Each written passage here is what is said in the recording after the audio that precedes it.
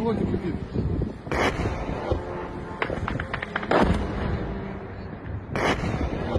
Беспилотник, смотри, беспилотник летит.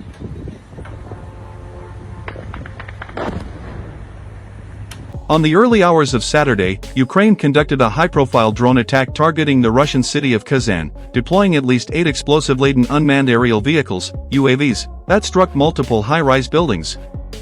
The attack, which left the city shaken and its residents grappling with fear and confusion, is one of the most significant strikes on Russian soil in the ongoing conflict between Ukraine and Russia.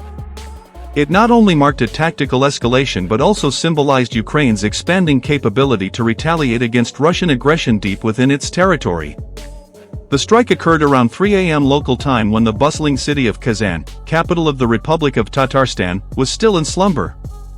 Initial reports indicate that the drones targeted several densely populated residential complexes, causing fires, structural damage, and injuries to civilians. The Russian government confirmed that at least 16 people were hospitalized, with several others treated for minor injuries at the scene. Among the injured were children and elderly individuals who were unable to evacuate in time. Miraculously, no fatalities have been reported thus far, though some victims remain in critical condition. Videos shared on social media captured the devastating aftermath, showing flames engulfing portions of buildings, shattered glass scattered across the ground, and plumes of thick black smoke rising into the night sky. Emergency sirens blared as rescue teams scrambled to evacuate residents and contain the fires. In one harrowing scene, families were seen descending makeshift ladders to escape their apartments as firefighters worked tirelessly to extinguish the flames. Witnesses described the chaotic moments when the drone struck. One resident recounted waking up to the sound of a deafening explosion and running to the windows only to see plumes of smoke and a raging fire in the adjacent building. Others described the sheer panic as alarms went off and people rushed to evacuate, many in their nightclothes and without essential belongings. "It felt like a nightmare," one evacuee said. "We thought we were safe here, far away from the war zones. Now, I don't know what to think."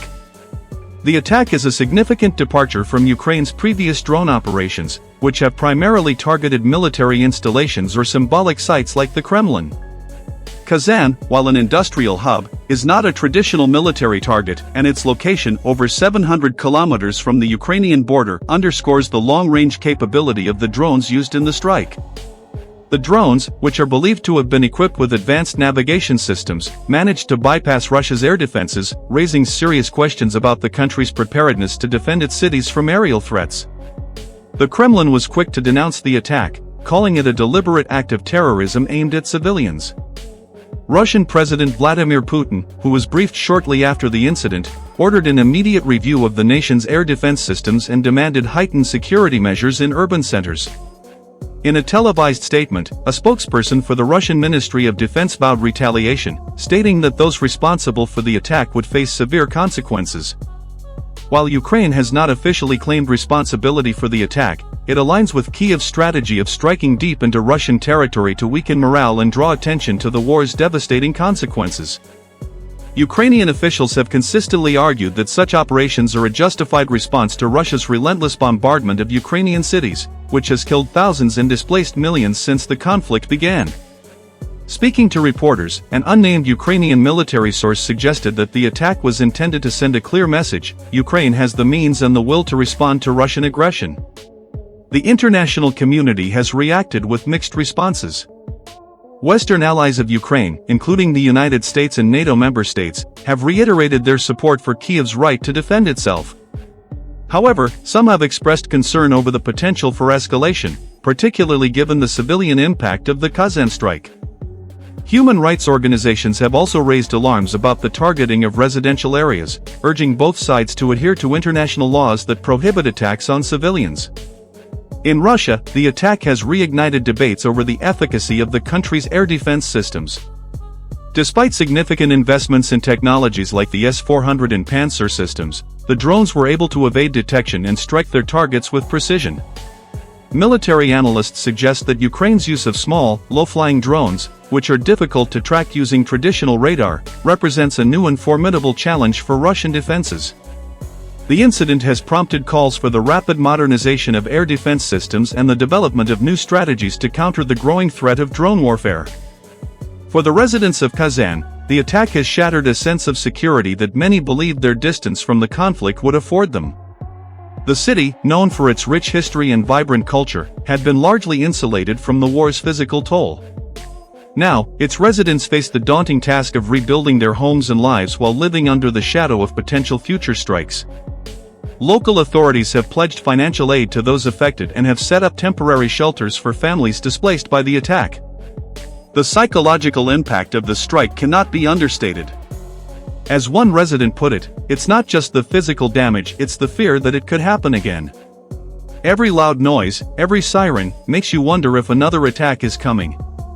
The attack has also fueled anger and frustration, with some residents questioning the government's ability to protect its people.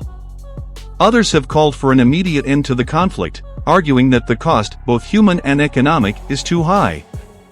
From a strategic perspective, the attack on Kazan underscores the evolving nature of the Ukraine-Russia conflict. It highlights Ukraine's growing proficiency in asymmetric warfare and its ability to project power far beyond its borders. At the same time, it serves as a stark reminder of the vulnerabilities inherent in modern urban centers, even those equipped with advanced defense systems. As the war enters its second year, the attack on Kazan is likely to become a focal point in discussions about the future trajectory of the conflict. For Ukraine, it represents a bold statement of capability and resolve.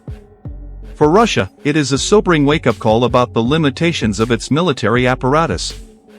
And for the international community, it raises urgent questions about the potential for escalation and the long-term consequences of a conflict that shows no signs of abating.